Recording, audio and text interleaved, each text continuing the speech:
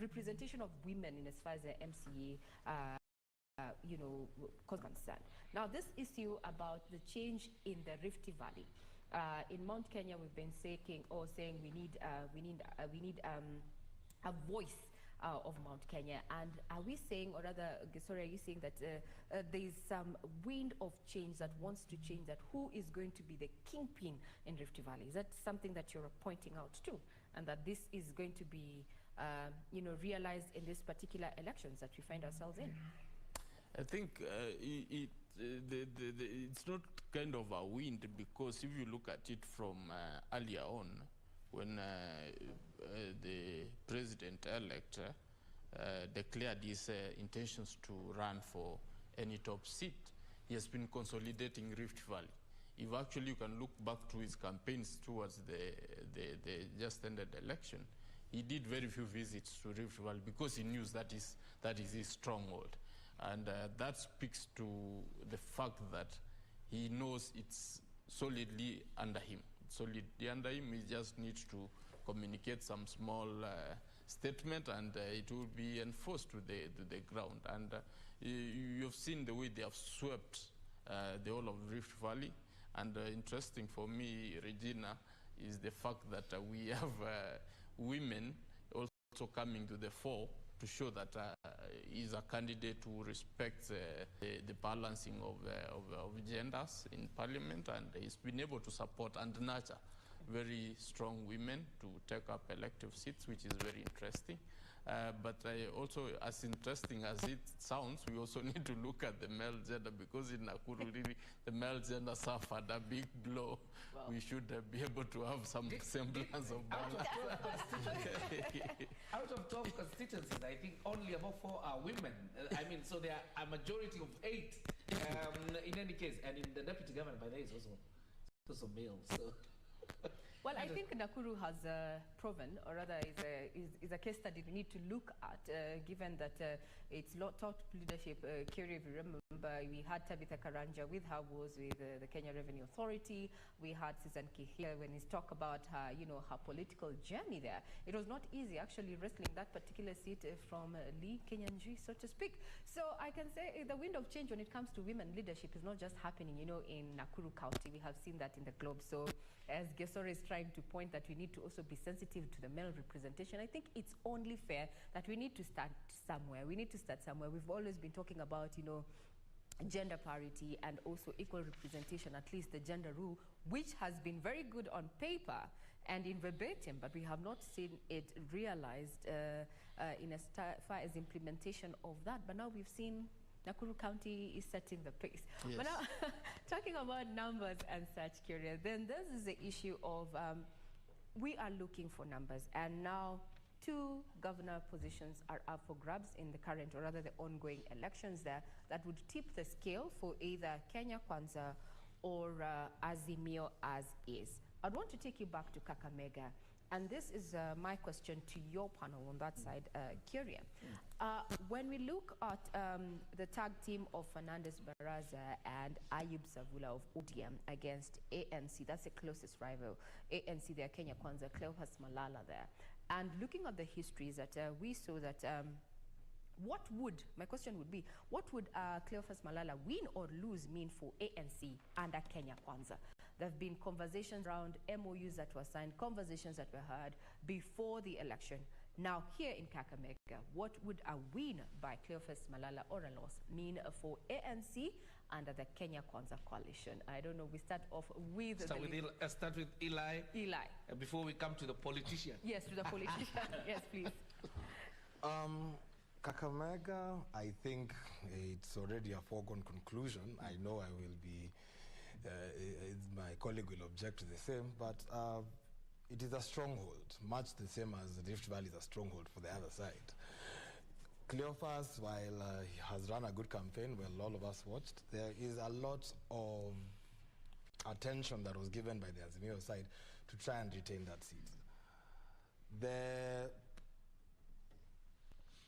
The day will be carried, I think, by Azimio at the end of the day, irrespective of Facebook being hacked.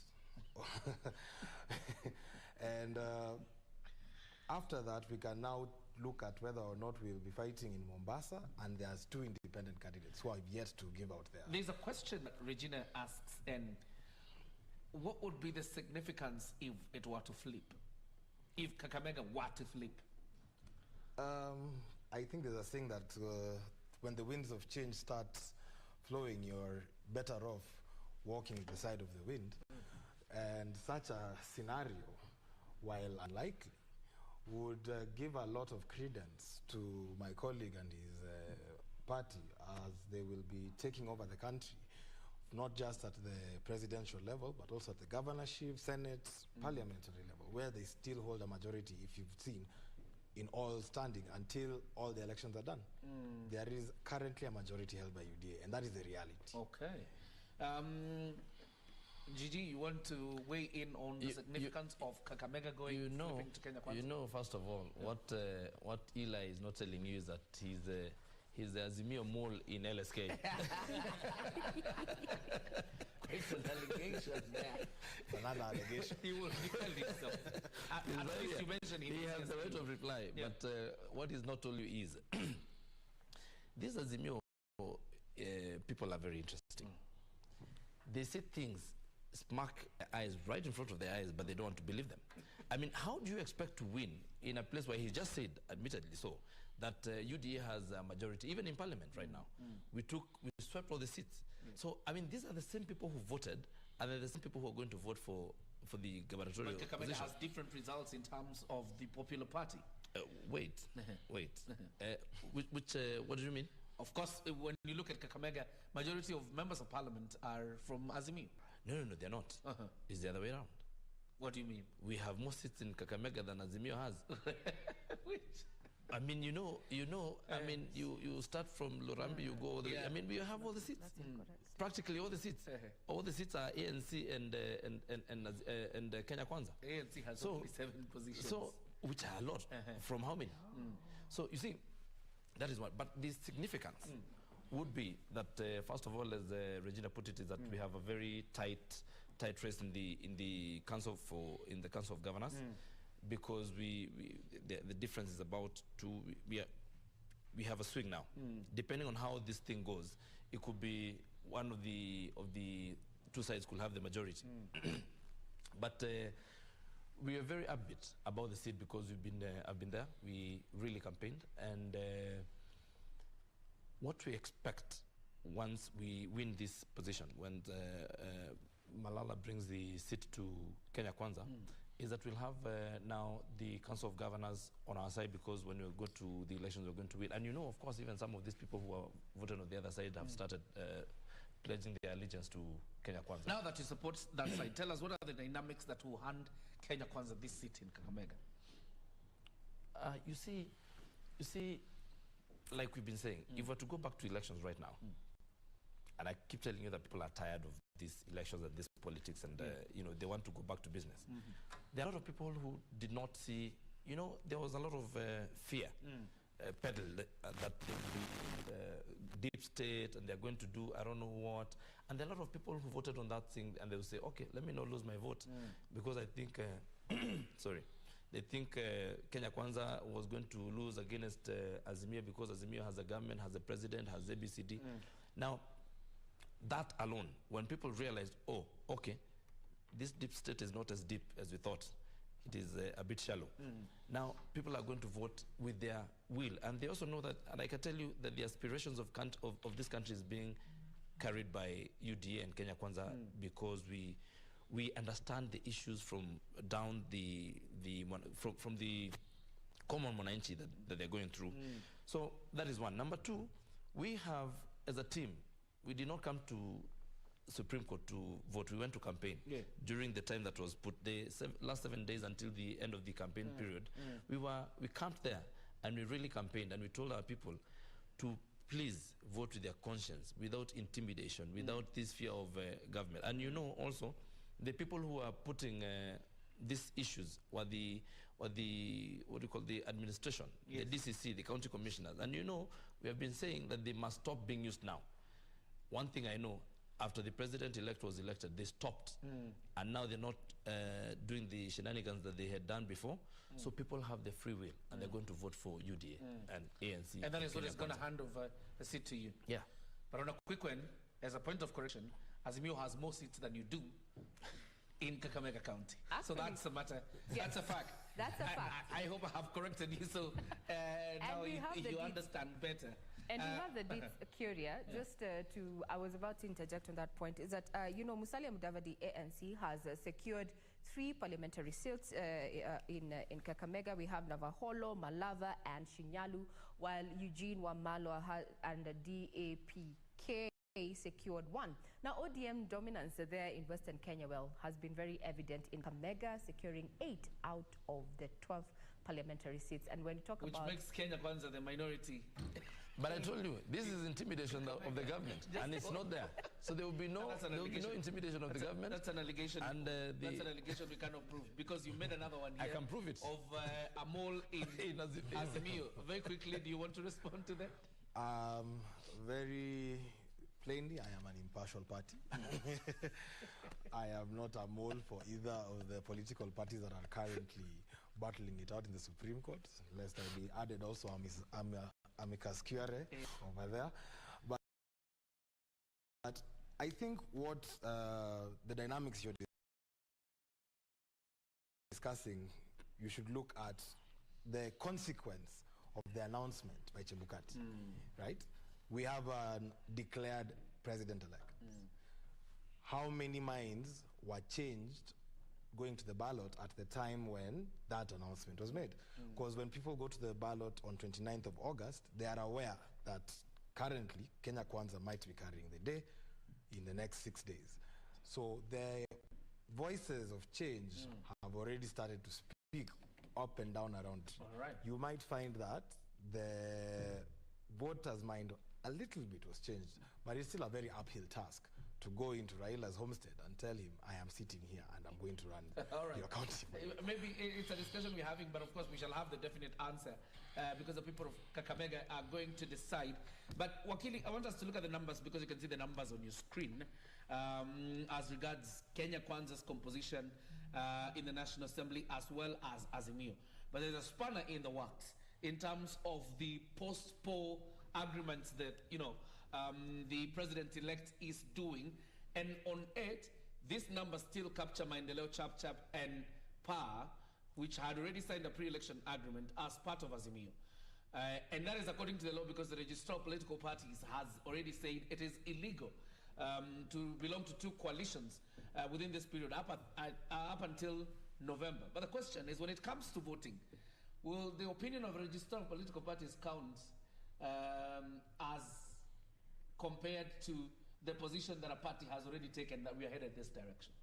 It won't, Curia, because voting as a matter of speaking in the House is limited to the House. Now you can only come out here and discipline someone that you know you didn't play to our side. But as per to voting on the floor of the House, it goes by whatever it is that you feel sways you, or whatever side of whatever side you belong to, the way you have been whipped. That's why we have the chief whip for each of the sides. That is his role, to ensure that all the members are able and capable to actually vote for whatever motion that they feel they should be able to be supporting. But the decision, because it's very important that members of parliament have the freedom to choose, to make their own free will. I think Mheshimiwa here has been very passionate on some very key issues, which I think I tend to gravitate around. I wouldn't want to see him being whipped to a very unpopular side because of the party. I think he should be able to have his free will to choose, so that whatever discipline that they want to meet on him should also be considered, because sometimes parties give rise to the kind of problems that we are having. Because you'll be told that's our candidate, just vote, don't question, and that and we end up being in the problems we are in. So I would want to think that if a member feels that he should be able to vote for whatever bill, even if it's unpopular with his party, then he should be allowed to do that. Indeed, issues of numbers. And we have mentioned something that is very key there, the pre-poll and the post-poll agreements. And before we actually got to this conversation, I was posing the question to the politician, that is Gigi, and Wakili on the other hand, in the regard, like the impact that, Cleophas Malala's win or lose will have in as far as ANC position is concerned within Kenya Kwanza. When you took to the polls, we understand that the president-elect said, hey, hold up, we are not getting into any agreements. We're going to have these agreements after the polls. Now we are midway, we are somewhere, but we've already done. Now this particular win, should it go the ANC way, what will this then mean for Mudavadi's position within the Kenya Kwanza coalition? That is interesting because you remember there was that story going around that he was told to deliver 70%, but the only thing he delivered was his polling station. So I think this will go a long way to give evidence in the Kenya Kwanza coalition, because there's a way, in a manner of speaking, he didn't deliver what was rumored to have been given to him, that he was to deliver 70% of Western, and actually people are even saying Wetangula actually did a better job than Mudavadi, who was actually given the communication. And remember, people were saying that Wetangula had just come in and there was no proper negotiation on how he came in. But then he ended up delivering to the man. So we will want to see if he wins, then that will of course consolidate his win in Western, and his stronghold. It will be considered now that Western is slowly moving from Azimio coming to the Kenya Kwanza wing, and that will be very interesting, because we saw Bungoma fought almost to the man for Kenya Kwanza, and that was strange because that was a stronghold for ODM and Azimio, if we were to say as much. That, of course, at least even some people are actually saying the people who delivered the victory for Kenya Kwanza was actually Bungoma, because it's the only place where Baba has been garnering votes, but he didn't garner this time, and the vote actually totally shifted. Yes. That is a very important thing to note. Wakili Gesore, they're thinking that, this is quite a task for Musalia Mudavadi in as far as, his stand and his place within the Kenya Kwanza coalition there. In Kakamega, so far, ANC has secured 3 parliamentary seats. That is in Navaholo, Malava, and Shinyalu. Now the question Regina, sorry to cut you short, but it is important that we also tell our viewers that without a doubt, that if the president-elect and his win is upheld by the Supreme Court, just visit the Twitter page or the Facebook page of Musalia Mudavadi. You will see that the name has changed completely. It is Chief Minister Designate. So irrespective of how many seats he's brought into Kenya Kwanza, his position is secure under that arrangement. He is the Prime Cabinet Secretary Designate in a Kenya Kwanza administration. That is, of course, if that is upheld.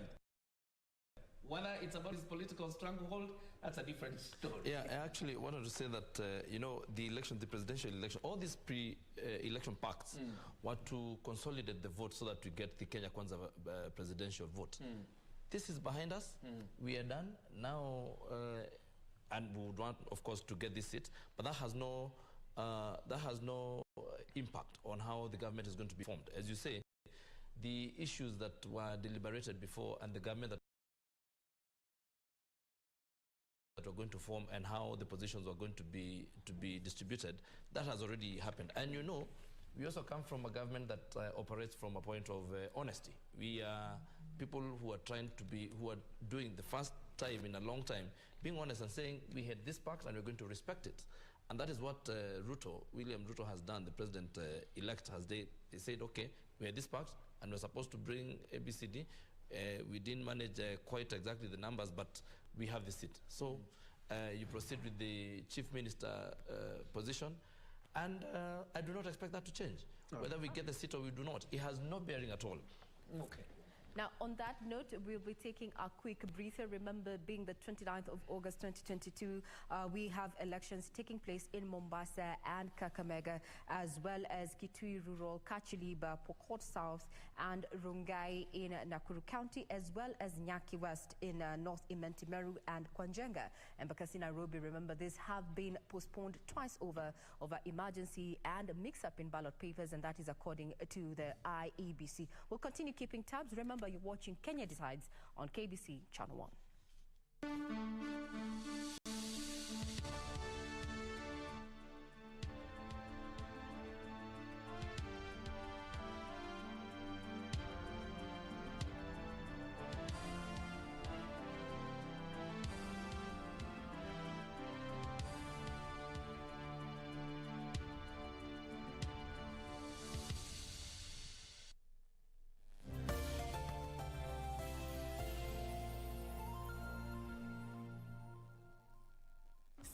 Songea tukupashe na zile ambavyo vitakupa tabasamu tosha. Hana mapenzi wala mahaba, mtoto mbaya sana. What did you just say? Sio tamthilia tu. And why you're saying that Ni tamthilia tosha